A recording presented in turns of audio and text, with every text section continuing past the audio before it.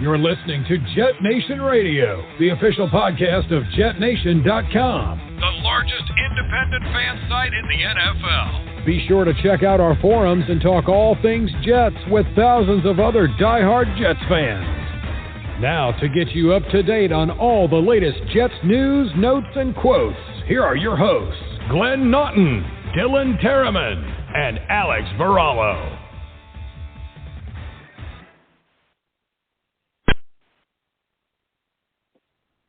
Good evening, ladies and gentlemen, and welcome back to another episode of Jet Nation Radio. I'm happy to say that we're on a more positive note this week as the Jets have grabbed their first win of the season. I'm joined by my co-host, Dylan Terriman. Glad to have you aboard, and Glenn will be calling in later on this show. But Dylan, it's been a while since you and I have been on the podcast here, and just definitely glad that we're talking about a Jets win. So how's everything going, bud?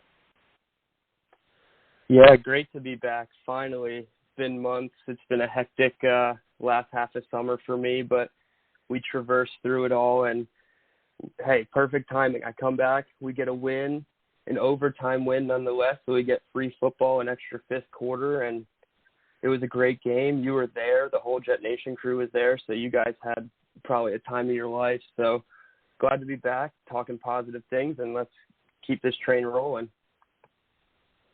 Absolutely. Yeah, it was a lot of fun being at the Jet Nation tailgate. Got to meet some really, really cool people from the forum.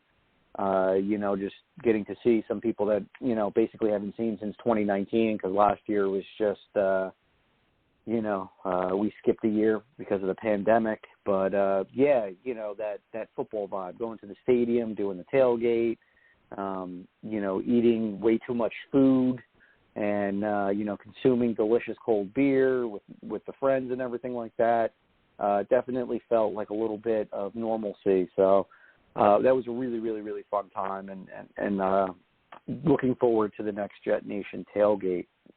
But, Dylan, let's just jump right into this thing here, and I'm going to throw the ball your way. And, just go ahead and give us, a little bit of, what you saw and give us your takeaway from this game. And if you even want to touch a little bit about, what you saw from previous weeks and what's changed into this week, just give us what's on your brain.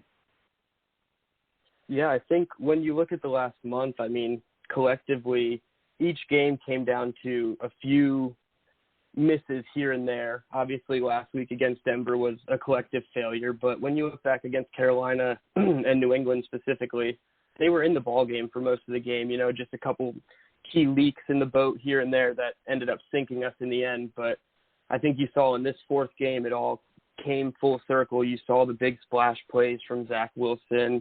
You saw all the receivers, for the most part, catching the ball and not letting him down in positions when he had that slim opportunity to make it, and he put the pass on him and they were dropping it early on. Everything came together offensively. The play calling looked a little bit better from what I've seen on the All-22 so far. It looked like Mike LaFleur was taking the criticism he was hearing and putting it to good use, so that was good. And defensively, we all had C.J. Mosley high on our list, but I think you were spot on having him number one on the list of the top Jets on the whole team, because the work that 57's doing in the middle is just unprecedented. He's changing plays, which Rob Saleh said in his press conference yesterday is not something they do in their defense. So for him to change the play on at least one occasion, there could have been multiple in the game that weren't completely revealed, but to just change the play like that and come away with a sack on that play specifically is just incredible. So you love to see it. I think the rookies are playing really well. Michael Carter II specifically is the one that I've been keeping my eye on. He's been doing really well. I don't see him making any mistakes. He's passing off good zone coverages, and he's playing tight man. He had that really nice pass breakup against Terrace Marshall the first week. So he's been playing well. And other than these little nagging injuries like Hamza, been pretty healthy. The offensive line has been good. So the play hasn't been good. Their health has been good, I should say. So collectively, I think this fourth game was a full circle moment for the Jets, and I think they can hopefully stack these types of wins up going forward. Yeah, and it's interesting how you just mentioned that. Want to do, let's just talk about some injuries right now while it's on the brain. In recent news, looks like Hamza Nasruddin is being put onto the IR. I actually have not looked that up. I'm trying to look it up right now. Let's see here. So they moved up Isaiah Williams to the active roster. He's just listed as O-line. I'm not sure if he's inside or out, maybe both. And we already know about Marcus May being out. He'll be out for the next few weeks. That's no surprise. I believe Elijah Moore is trending in the right direction. He's day-to-day, so maybe there's a possibility he comes off the concussion protocol this week. We do know that Brandon Eccles got injured and had to leave the game and went under concussion protocol, so who knows what his status is. I will say Javelin Guidry came in and played pretty darn well in a pinch, and not too shabby for a guy that's your backup nickel corner going on the outside. And even though, Jeff got lucky, we didn't go up against A.J. Brown and Julio Jones, which is a completely different story. But he did hold his own with the crew that the Titans had out there. Not really seeing any specifics on Hamza here, so I'll have to dig a little bit deeper and find out what's going on with him. But unfortunately, he's going on the IR. I know that normally that's like 8 weeks. Not sure if this is going to be short term or not. I guess we'll just have to continue to dig deeper as more news comes out on Hamza's injury. I'm not sure. Was there anybody else, Dylan, that you're aware of? I believe that was all the injuries. You hit it on Eccles and Hamza were the big ones out of the game.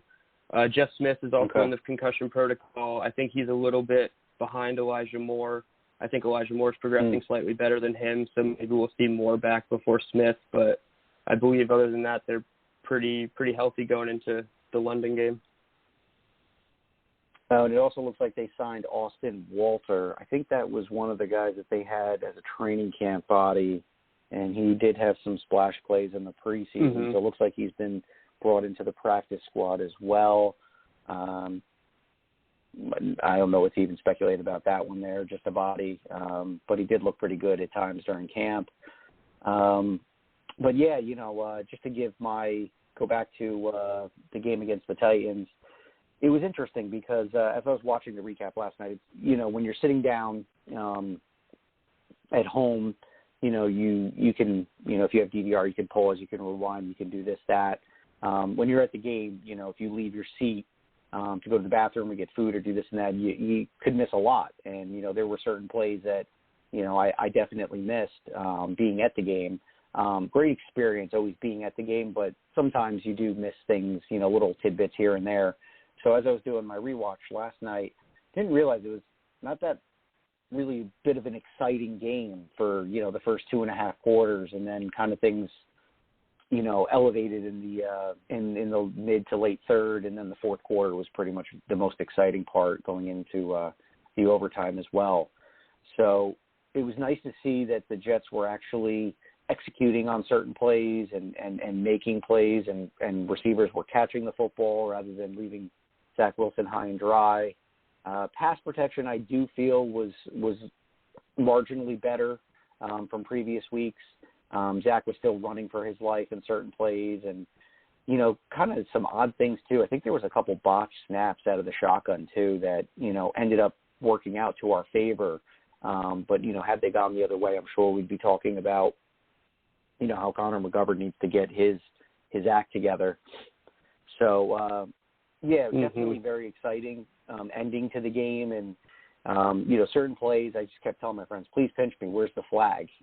Especially on the deep pass to Keelan Cole and then that touchdown to Corey Davis. And, Jamison Crowder did some sideline work, which was beautiful. You can't, I could probably go on and on about, Jamison Crowder's effect in this offense. It really feels like we can fire out on all cylinders when he's in the mix.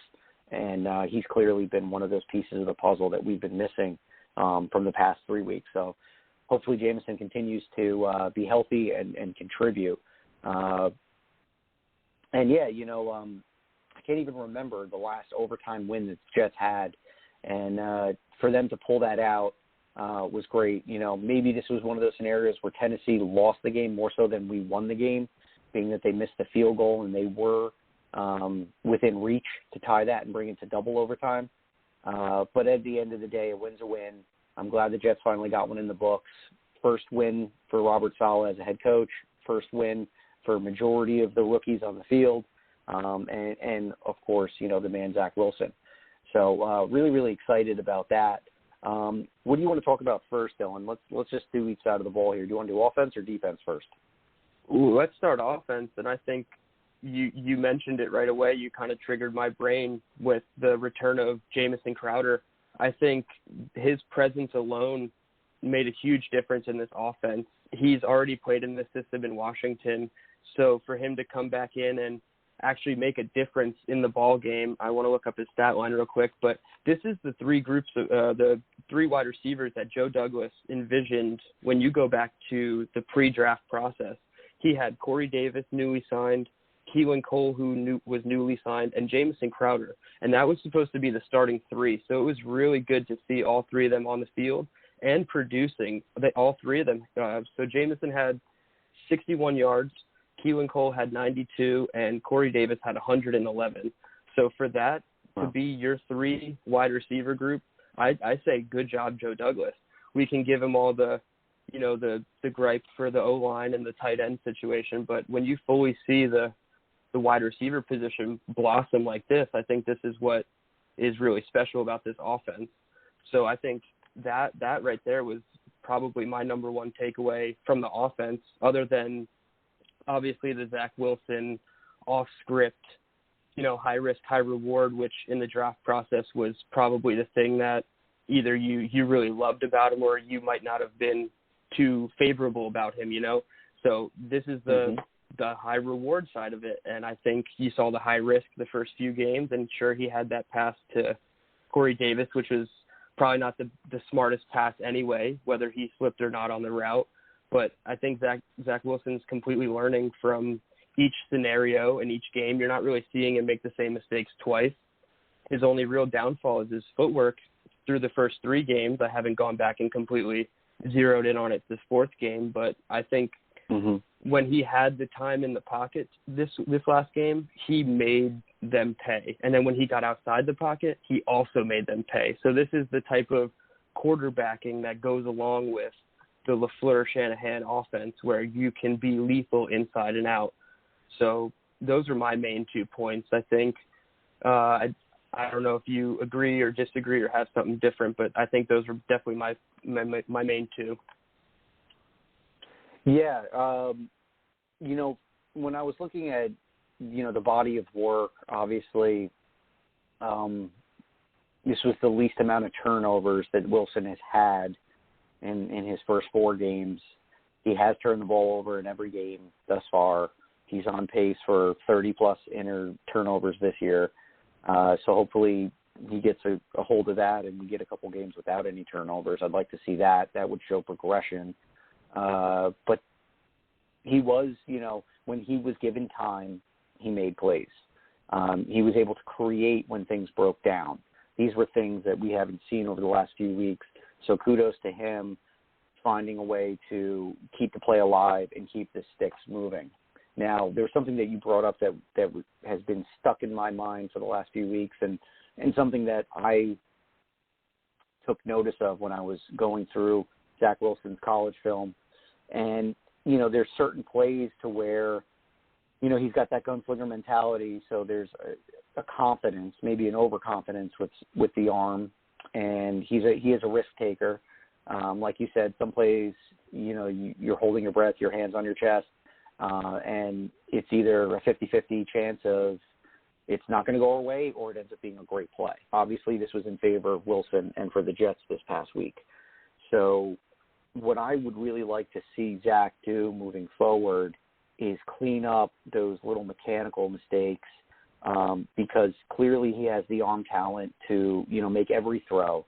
But every now and again, I've noticed that there's some placement issues to where he's not leading his receivers. The guys are making adjustments. The ball's on their back hip. We saw some plays where the ball was down by their knees or, down by their feet. Some balls didn't even make it to the guys out into the flat. Specifically what sticks out in my mind is that overtime, that our first overtime series that we had, Wesco was wide open in the flat. Wesco's a huge dude, 6'5", 6'6", something like that. You got to hit the guy in the numbers. You can't put that ball lower than his waist. It's already, hard enough for a big guy like that to get out in motion and get open, come working his way through traffic. You got to put that ball in the numbers is how I feel. And, to critique, we've been pretty positive, but we have to shoot it straight here for Jet Nation Radio. And it really, really got my goat when I think it was Griffin in the red zone that was coming out into the flat, and he just threw it right into the dirt. I mean, that was a walk-off touchdown right there. We don't even have to worry about the field goal. The game was right there for us, and the fact that we couldn't punch it in, being that close, just you feel that, oh no, here we go, we're going to give the game back to them, is how you felt. But we did come away with the win, which was great. But of course, we can't sugarcoat it here. We have to shoot it straight. There's always room for improvement, especially with these rookies and young players. I think Zach did a really, really great job, but I do feel that, a lot of these little errors that we continue to see, they're mental, they're correctable. And, from everything that we hear, this guy studies the film. He's a junkie when it comes to, crunching the tape. And hopefully, these are the little things that he can start working on and improving. And these are building blocks for him to get better on. So to take a negative and turn it into a positive, all this stuff is correctable. I think he's going to be able to get this figured out. And, if the Jets' protection gets better, I can only see, the arrow pointing up for this offense and Zach Wilson. But we talked about Zach. Who else stood out to you on Sunday offensively? Definitely Corey Davis. I think, he showed up again. Obviously, he went away for he was there the first week. He had the 2-touchdown game and then came back against New England and only had 8 yards. So it was nice to see him come back and have over 110 yards or 111 yards with the score. He had that fumble that had me panicking and, ready to go to Twitter up in arms, like, why can't he just hold on to this ball? But he did okay towards the end. And, I think he is clearly the number one wide receiver in this offense, but it's not always going to look like that. There's going to be weeks where, like Keelan Cole had the big catch, somebody's going to push him to be the leading receiver for the week. So I think it's also like a double-edged sword for the defense. It's like, can you cover Corey Davis and stop him from taking the top off and going for 2+ touchdowns like we know he can? Or do you try to play everybody else around and, see what you can do there? Because Keelan Cole, Jamison Crowder, and eventually, hopefully, Elijah Moore are all going to burst in this offense. So Corey Davis is definitely the one that I'm watching the most to see how not only he performs, but how they react to him. And then on the offensive line, I was actually pleasantly surprised with what I saw so far from Elijah Vera-Tucker in this game specifically. I haven't gone back and done all 22s of the losses, but when I went back and watched the first, I think I'm almost at halftime, he was doing really well. And the fact that he stayed healthy 100% of the snaps all 4 games so far, so he's another one that I'm really watching every week and making sure that, he stays healthy and he's progressing. And unfortunately, offensive linemen don't get the love league-wide, but he's somebody that could have potentially been a Rookie of the Year candidate just based off his draft hype. So it's nice to see him living up to, the 14th overall pick, worthy of the trade up with the 2 third-round picks. So I've been pleasantly surprised by him. But, yeah, I think Wilson, Davis, and Elijah Vera-Tucker are my top 3 for the offense this week. How about you? Yeah, and I'm glad that you mentioned AVT because I did see something, I think, from PFF. I think it was like out of 38 pass protection snaps, he had 0 pressures let up. So I would have to say within the first 3 weeks, his pass protection needed improvement, but his running, his run blocking was definitely solid. And to see him improve a little bit in the pass protection department was, double thumbs up over here. So good to see that AVT is progressing, because we were a little concerned with the pectoral injury that he had during training camp. He did miss a lot of time, a lot of those mental and physical reps. He had to just kind of sit things out, and it's difficult when you're expected to be a starter, a plug-and-play guy, and you've missed, some really, really crucial, training camp moments. So I'm glad to see that he's also progressing. I'm looking at the box score right now as we speak, and I think the one thing that really intrigued me is that we didn't run the ball very well last week. 38 yards for Michael Carter was our top rusher of the day. But, we were put into situations to where we were forced to throw. And, like you said, Zach distributed the ball quite well. We almost had 2 receivers with over 100 yards. Cole had 92 yards. Corey was over 111. A couple scores from Zach, which was great. And he distributed the ball fairly well. I mean, majority of them went to Jamison Crowder, which is fine. That's what he's there to do. Definitely a positive, because we've been forced to play, guys of lesser talent. Braxton Berrios, good guy, but I'd much rather see Crowder in that spot. So I'm definitely glad that, we haven't gotten it all together, and it's a work in progress. I get that. And eventually, once the offense is firing on all cylinders, quite exciting to see, what the potential could be, because Elijah Moore is somebody that we expected a lot from, and things have been kind of slow for him out the gate. He hasn't been healthy, but I do think that, the ceiling is very high for Elijah Moore, and once he starts getting more, acclimated into this offense, I think it's really going to be exciting moving forward. So love to see a little bit of improvement from the running game. Glad offensively that they got the passing, much better, because the last few weeks have just really, really been abysmal. I think we're ranked like the 32nd offense in the league or something crazy like that. So just kind of feels like our past is still haunting us here with our offensive woes.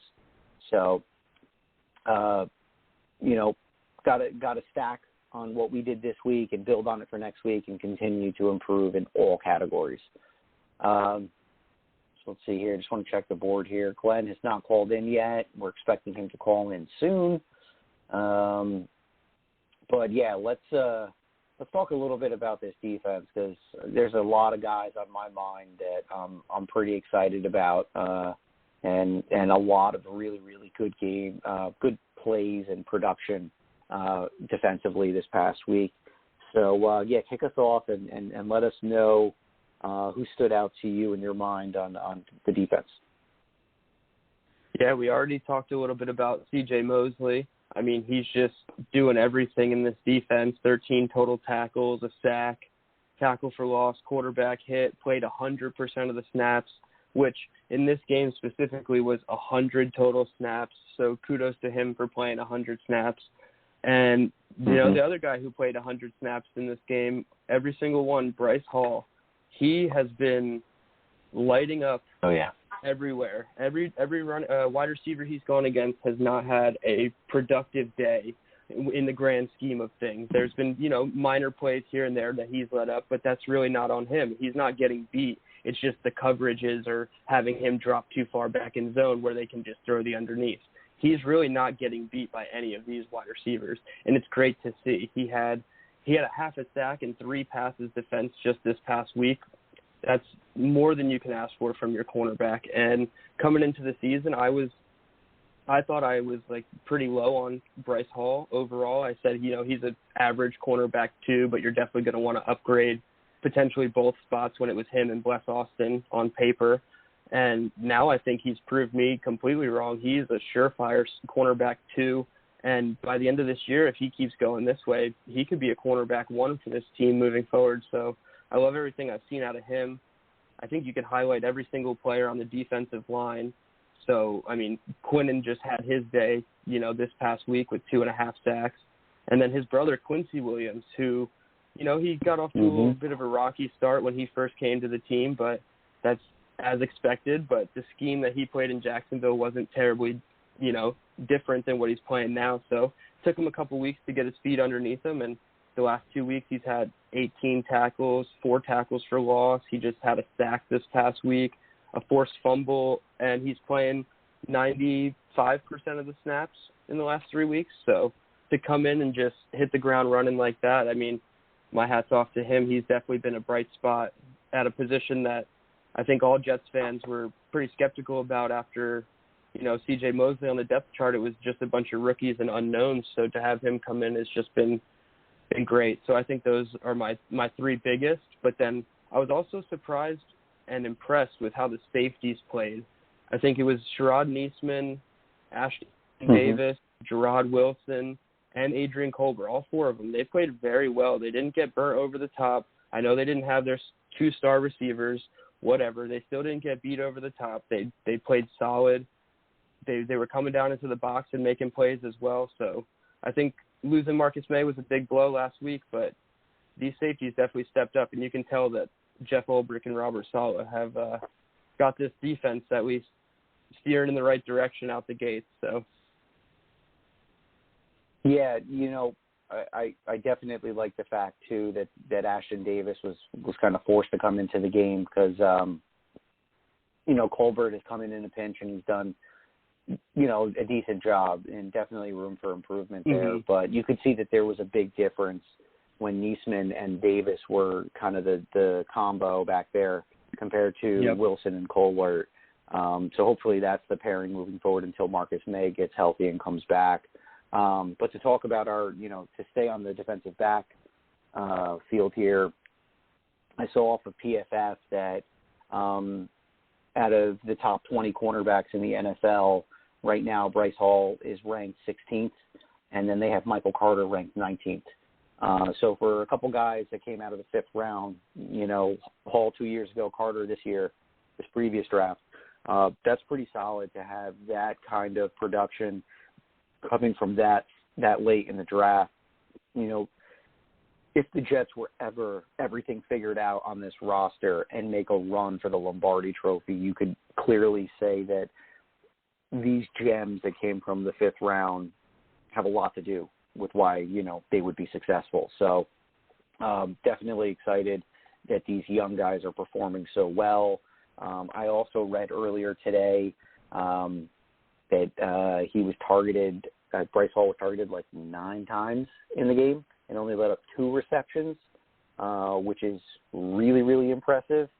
And then there was another crazy stat that I had saw that out of all corners in the league, there was like a certain amount of yardage that he let up, and nobody else has done that. Man, I wish I had pinned that because that would be fun to talk about right now. But needless to say, he's playing great. And it looks like, the Jets might have themselves a true number 1 corner in Bryce Hall. I talked about him a few weeks ago. What I saw when I was seeing him in camp, guys are dancing, talking, just kind of just doing like, what meathead football guys do. And Bryce Hall is like, he's got his game face on, in practice. The way he goes into practice is the way he goes into Sunday. He's very serious about his business, and seeing him off the field, he seems like a very humble, kind of quiet, gentle kind of guy, but he is all business when he is out there. And I'm glad to see that he's put in the work. He takes this very seriously, and you can see early on that that's starting to show. And he was also credited for a half a sack game too, which I thought was pretty awesome. So, Bryce Hall doing things that we haven't really seen from the cornerback position in quite some time. And to continue to talk about the defense here, you talked about both of the Williams brothers. Man, when we were talking about how abysmal the linebacker core was looking after Jared Davis got hurt, and we knew we couldn't count on Blake Cashman because he's just got injury after injury after injury over his years, and behind him it was looking a little grim.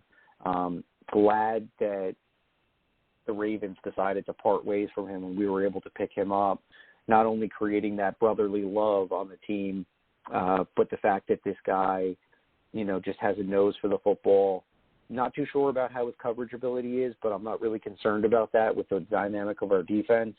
The fact is, see ball, get ball, and that's what I saw from Quincy. Like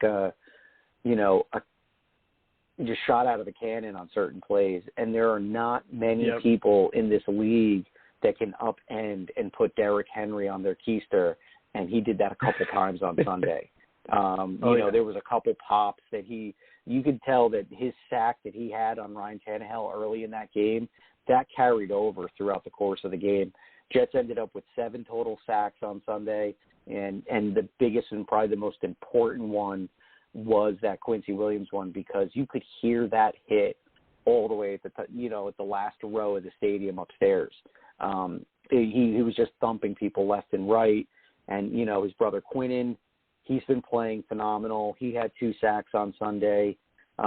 Just love, the dynamic duo with the Williams brothers doing their thing. And, Alonzo Fatukasi, just one of those guys that continues to, be overlooked. What he does, in the interior aspect for this defense is irreplaceable as far as I'm concerned. He sets the tone at the line of scrimmage. And, a lot of these guys are benefactors with these pressures, hits, and sacks, because a guy like him has to have, more than 2 hands on him. Otherwise, he's, one-on-one Fatukasi will. So you have to have at least 1 or 2 bodies to account for him, and that opens up things for everybody else. So I really, really like to see, what he had going on. And then I think we already talked a little bit about, Javelin Guidry. Sneaks in 9 tackles there, comes in a pinch when Nichols gets hurt. Gotta love that. And John Franklin Myers, too. I think he's just been consistent, and really, really like to just imagine what this defensive line could be with a Carl Lawson in the mix. It's just, I'm just glad that, they have not,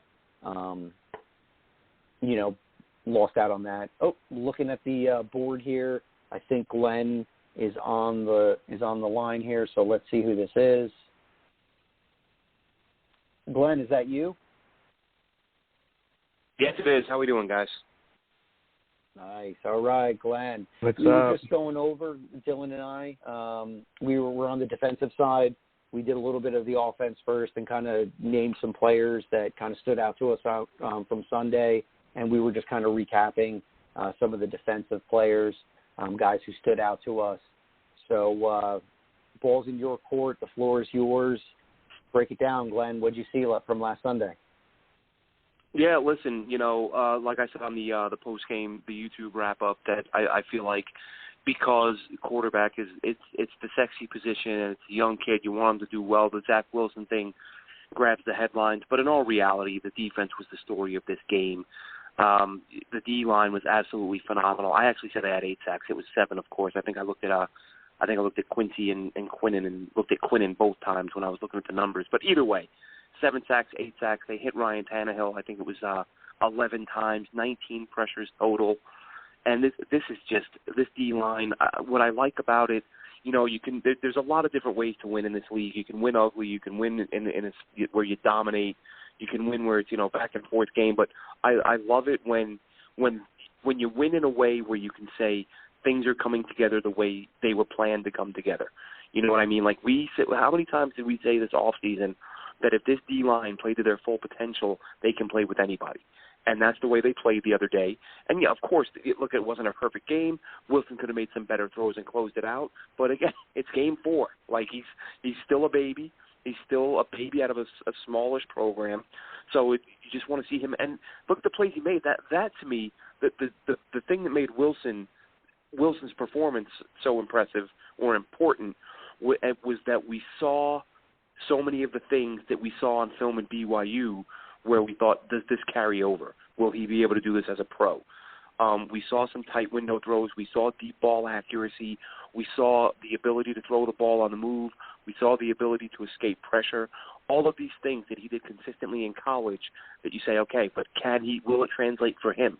Because we see it every year with the draft. You see a guy do something in college that looks phenomenal. And for whatever reason, that jump to the pros, that whether it's the game getting a little quicker or the guy not caring quite as much because he got a paycheck, like it just doesn't translate. And the guy doesn't do the things in the pros that he was able to do in college. And with Zach Wilson, I feel like what we saw from him the other day was the most complete game he's played in terms of, accuracy down the field to the sideline, the deep ball to Davis, of course, the deep ball to Cole down the left sideline. That was a beautiful throw, the way he just dropped it in the bucket.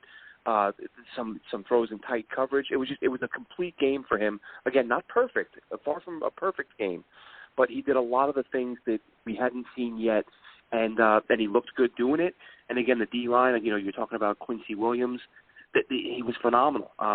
People getting on him because the two potential interceptions, which I get, because even as I'm watching the game, I'm asking myself, or I'm saying to myself, it looked like he had a chance to pick that. Did he not look up? And sure enough, the broadcast team says there was another chance. But listen, you can't take every single play a guy makes and criticize it because it wasn't an even better play.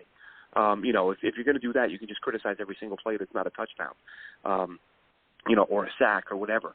He made plays. Quinnen Williams made plays. I just heard you mention Foley Fatukasi. That guy, to me, and I tweeted it out today because I feel like when I watch the games, and just focus on the line, I feel like he's the guy who is doing the best job of beating double teams, of just dominating up front. And he doesn't get the accolades for it because he's not the big name, the first round pick like Rankins and Williams are, but he's a force up front. And he's the guy I think they're gonna have to shell out some cash for him and JFM. So great job up front, and the corners, and we're gonna see it again this week. I'm really anxious to see these corners get really, really tested because they've been phenomenal so far in the early going. But, you're facing when you face Darnold, it's 50 dump off to McCaffrey, and then you're facing teams that don't have these stout top level receiving cores. We saw it this week with Tennessee with guys dinged up. They were playing backups, which I'm not taking anything away. I'm just saying I'm anxious to see these guys against upper tier receivers, and in the coming weeks, hopefully they get some of those matchups. But I thought the corners were great. I thought the D-line was great. And it was fun.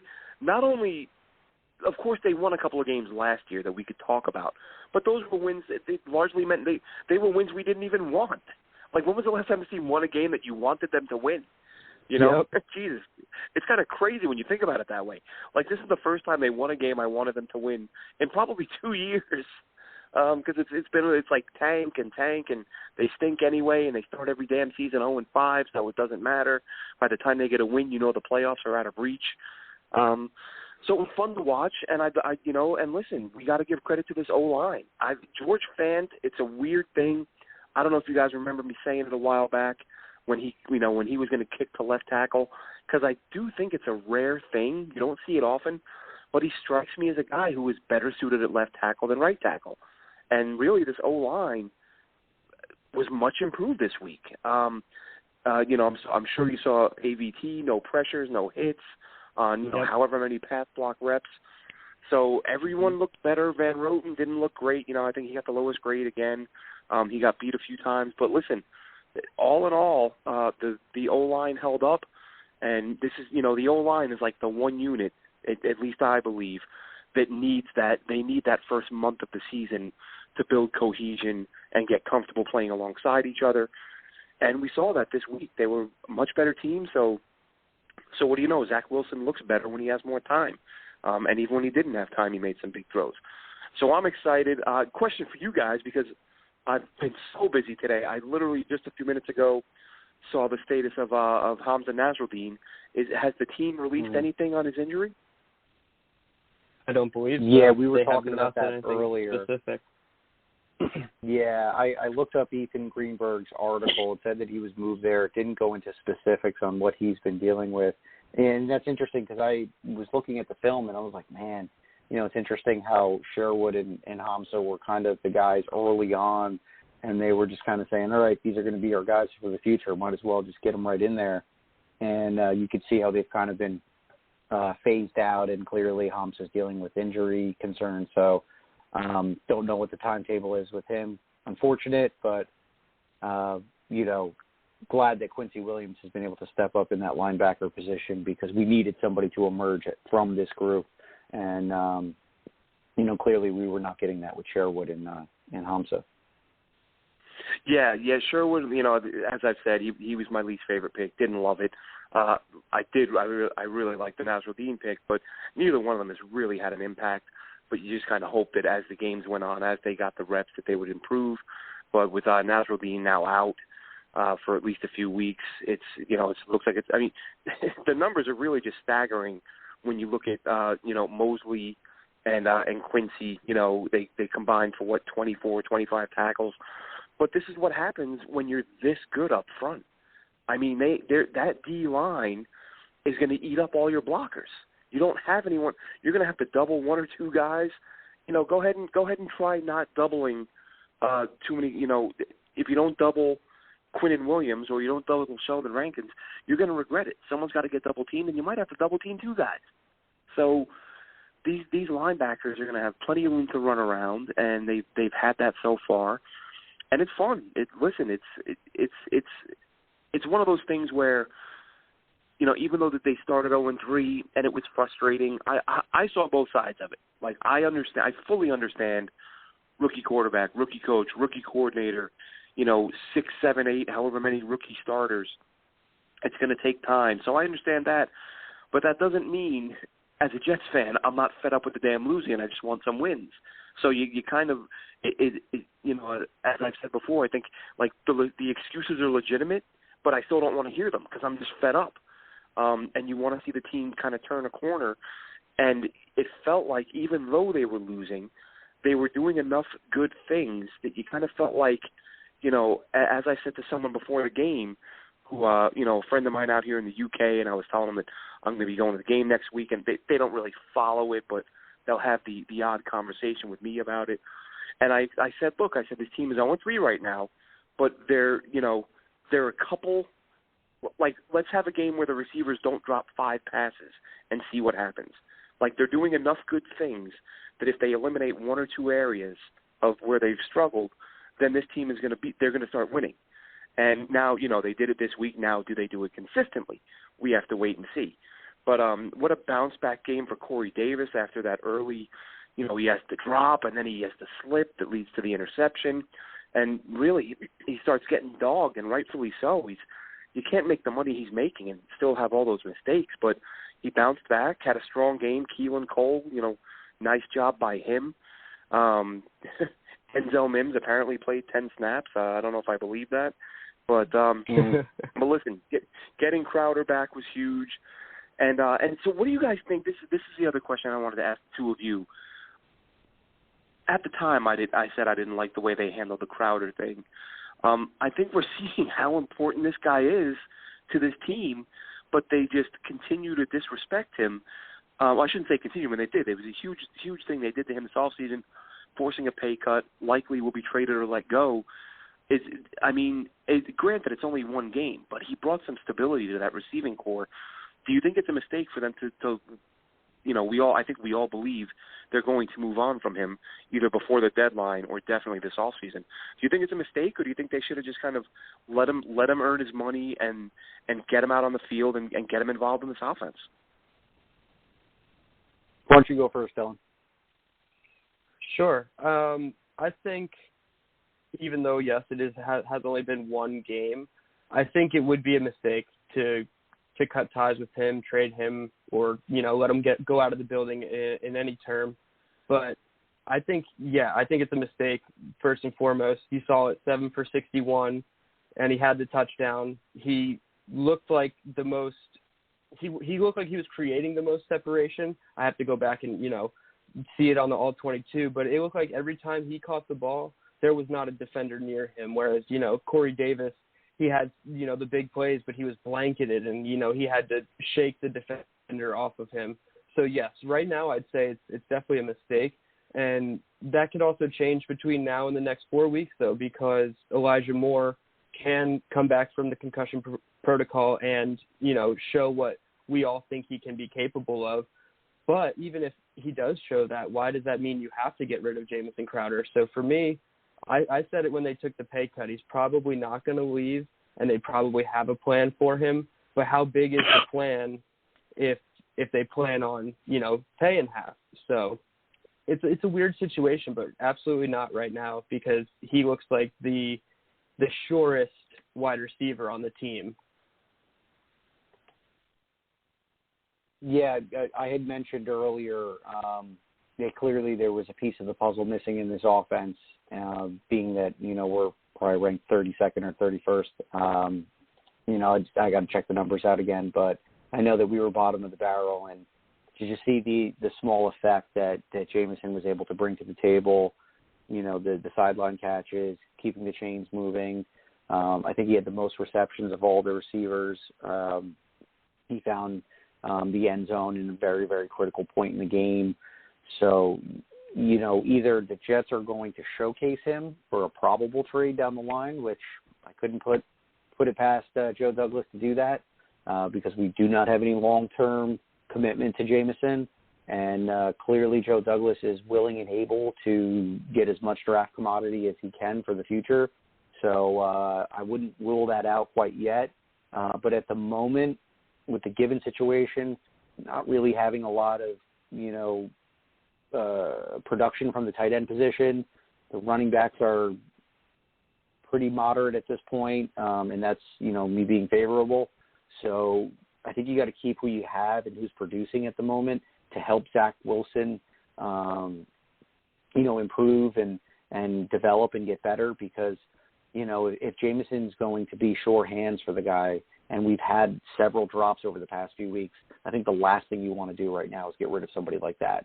Maybe if things continue to digress for this team and there's not looking, it already is not looking like a great season right off the bat, but you still have to develop Zach Wilson. And I think having Jamison Crowder in the fold gives you that best opportunity.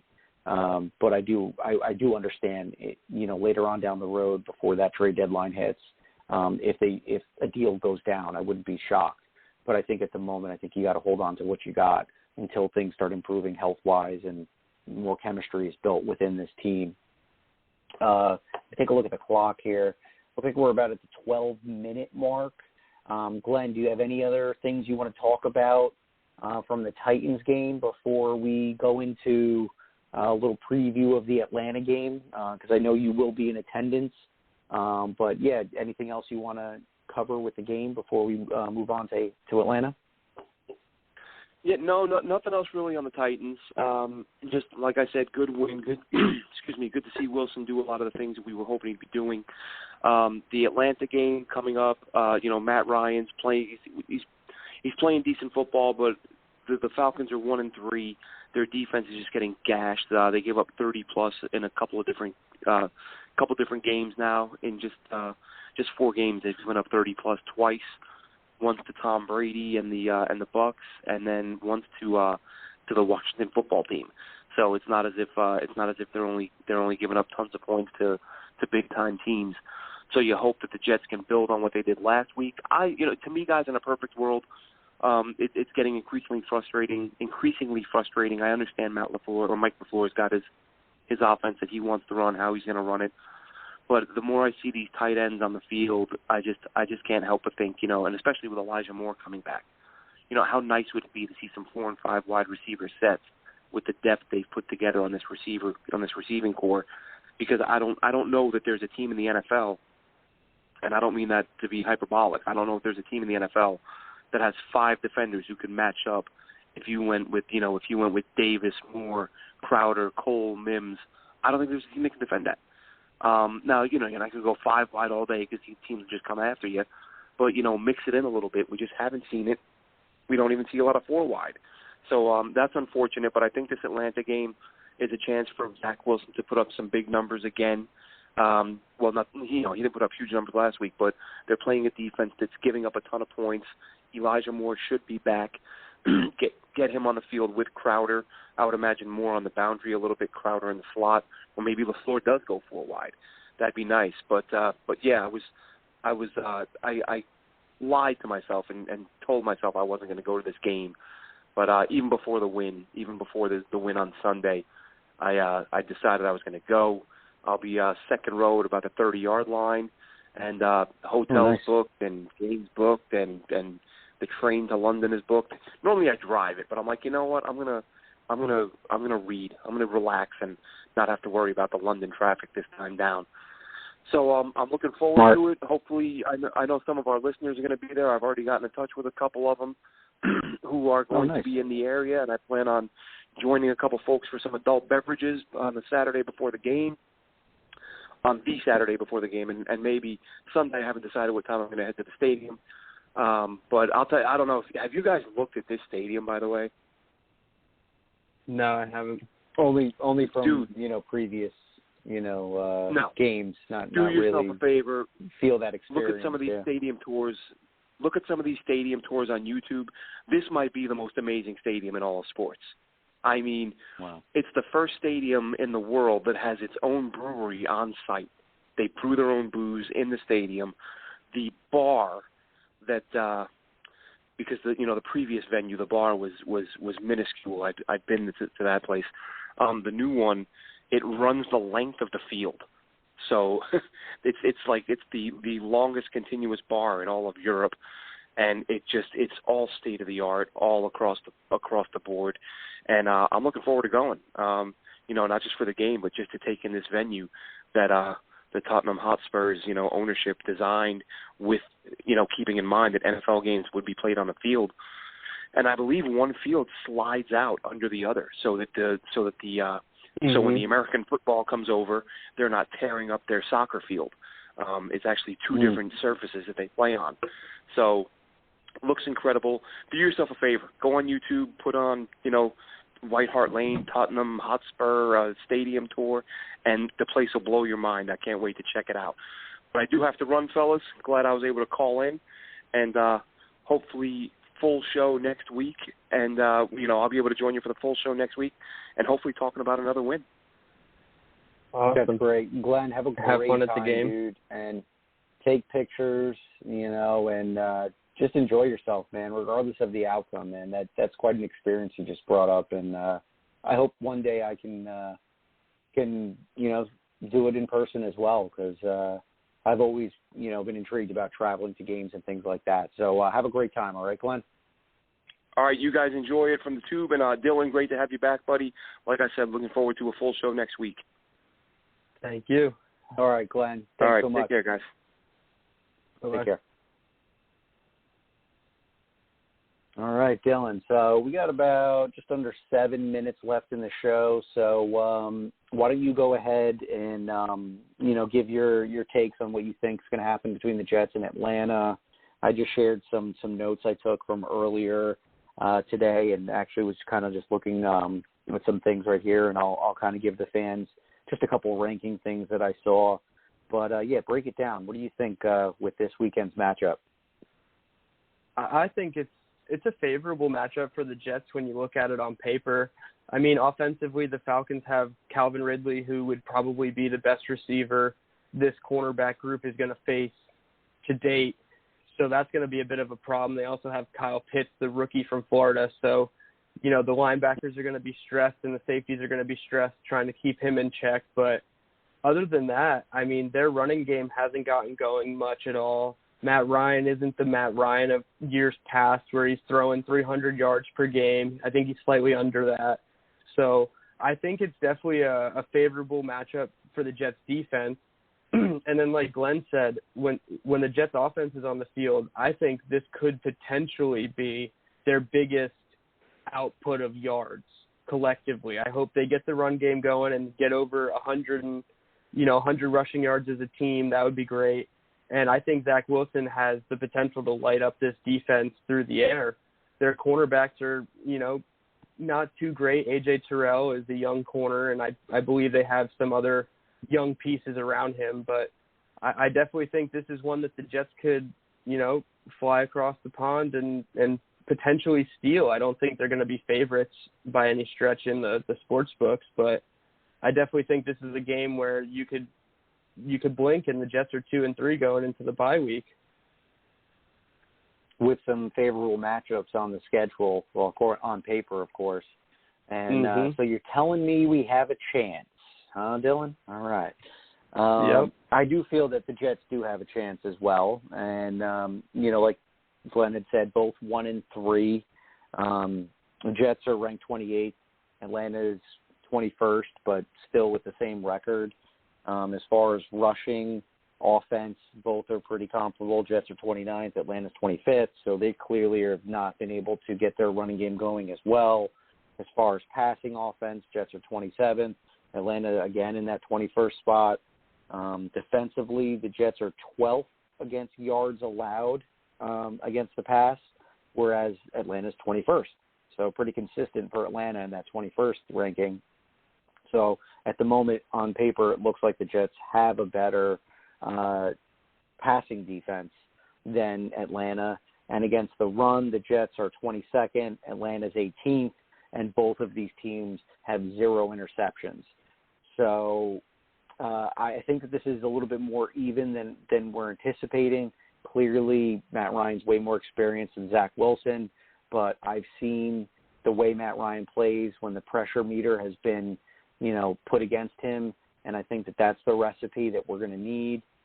If the defense can go out and perform in the same manner that they did against the Titans and put pressure on Matt Ryan, I think it's going to be very favorable for the Jets. Shut down the run, put pressure on Matt Ryan. Let's see if we can get our first turnover or interception of the year. Don't know who that would be. Hopefully it's, somebody like Michael Carter or Bryce Hall. But, yeah, I do feel that, the Jets might have a little bit of momentum from last week's win. Hopefully it carries over. It's a little bit bizarre because you got a long flight. You had a time zone change and things like that. So hopefully the Jets, get rested and can, get through that jet lag and still have enough energy to come out with a win on Sunday. So, my prediction for the game, and you can do a prediction too if you want, Dylan, I'm saying that the Jets come away with this 24-20. Another day for Zach Wilson to improve and develop, and I do think that we might find a little bit better numbers this week than last week as we continue to build. What's your prediction if you want to throw one out there, Dylan? I'm going to give you a little 3-leg prediction. I'm going to predict that the Jets win 17-12. And I say 12 because my second prediction is I think that the Jets keep Atlanta out of the end zone. I think it's 4 field goals. And I also think that both teams get their first interception of the week. I think Zach throws one, but I think we get one back from Matt Ryan. Well, if the stats have been telling us anything, it looks like Zach might be good for 1. So before we close out the show, just want to take a moment to thank our sponsors. Last week I did I had a special guest, Donnie from Sportsbook Review. Glad that they're joining JetNation.com.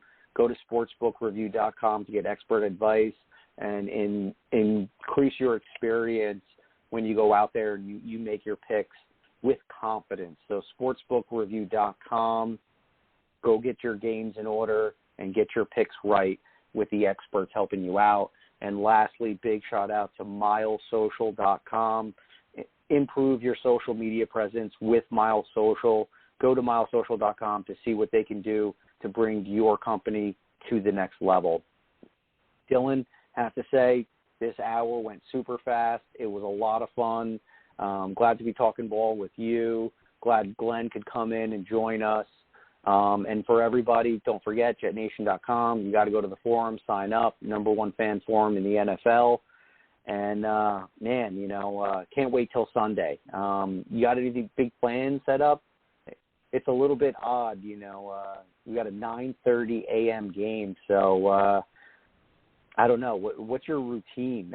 We still got some time. We can continue to roll here, but what's your routine looking like for Sunday, Dylan?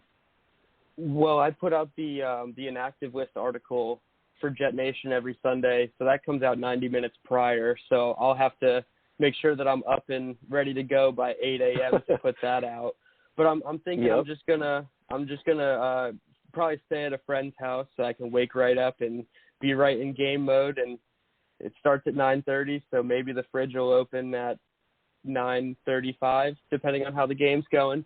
So it's gonna be a good one. It's gonna be weird being done with all the football at noon and have the rest of the day to just relax and review the game. So definitely fun to be back in London, but waking up early is gonna be tough. You got any plans? Yeah, no, not too much right now. I'll see what the crew's got in store. I'm a busybody, and I pace a lot before the game, so I try to keep my mind a little busy by, doing some chores, laundry, cleaning up, just preparing for the, for the week if I'm doing meal prep or whatever. But looks like my Saturday is going to be quite busy so that I can just sit back, relax. I'm probably going to cook like a pound of bacon. Over under, bacon's got no chance against me on Sunday. That's a fact. Oh man. Yeah, you know what I mean. I'm probably going to have some sinful delights on Sunday. But that's what Sundays are for. We have fun. We try to enjoy the game and just live that Sunday fun day experience. So I don't know if I'll be stepping out. It is a little early. I don't think. There might be a couple crazy places that are open to the public at 9:30 a.m., but not likely. Right. A little too early to go out and step out and cause some ruckus with the locals over here. But, like you said, at least we'll get the Jets game done early. And then for the fantasy, perspective, you can sit back and watch the games at 1 o'clock and 4 o'clock like I normally do. But, yeah, I'm kind of hoping that we start off Sunday on the right path with a Jets W, and that'll just make the rest of the day so much easier, and the week too. So let's just call it right here. Good show. Always have fun with you and Glenn when we're doing this thing. So let's close out here. And everybody, thank you for tuning in. Everyone, be well, be safe. And let's hopefully next week we're talking about the Jets' second win, going on a 2-0 streak. Let's just get it done, fellas. So everybody be well, stay safe, and as per usual, go Jets. Thanks for listening. Be sure to follow us on Twitter at Jet Nation Radio. Glenn is at AceFan23, and Alex is at NYJetsLife24. Until next time, go Jets.